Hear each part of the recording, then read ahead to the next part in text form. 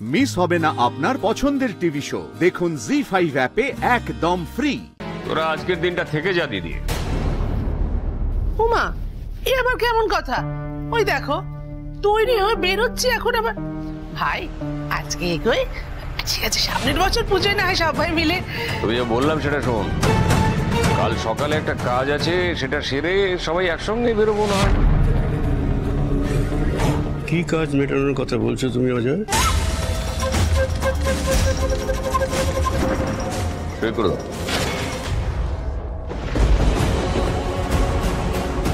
কি এটা? মানে কোন কাগজে আমাকে দিয়ে তুমি সাইন করাতে চাইছো অজয়? বাড়ির ডিল। তুমি এই বাড়িটা বিক্রি করছো বাবা, সাইনটা করো। নিয়ে আমি অনেক আগে থেকেই শুনেছিলাম ঢাকের বাজনায় সমস্ত কিছু চাপা পড়েছিল গিন্নি।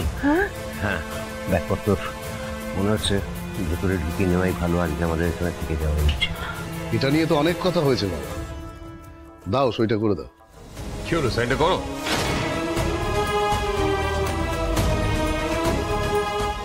গিন্নি, মিললো আমার কথা? বলেছিলাম না স্নেহে অন্ধ হইও না। মিললো আমার কথা? বাবা আমাদের একটু প্র্যাকটিক্যালি ভাবতে হবে, আর আবেগে ভেসে থাকার কোনো জায়গা নেই।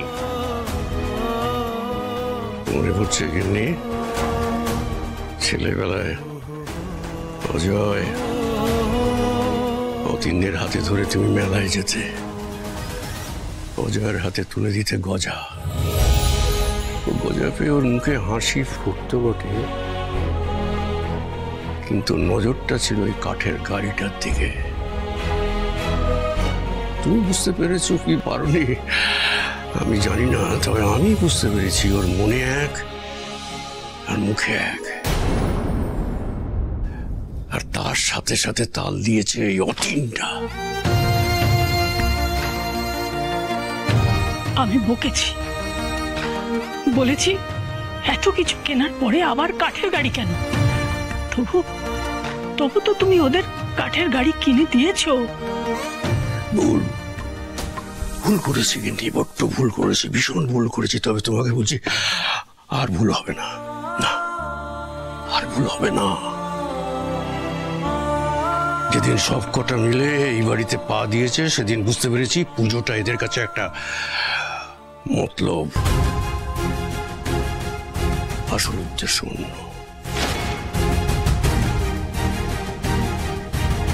আরে অজয়, তুই জাজ হয়েছিস, হ্যাঁ?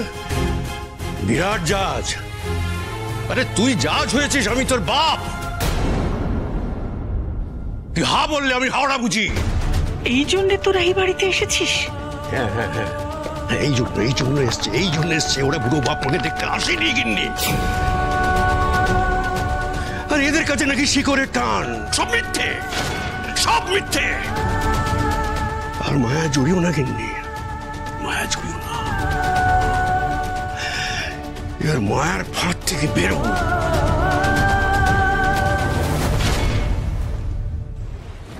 জি5 ডাউনলোড করুন আর সব এপিসোড দেখুন একদম ফ্রি।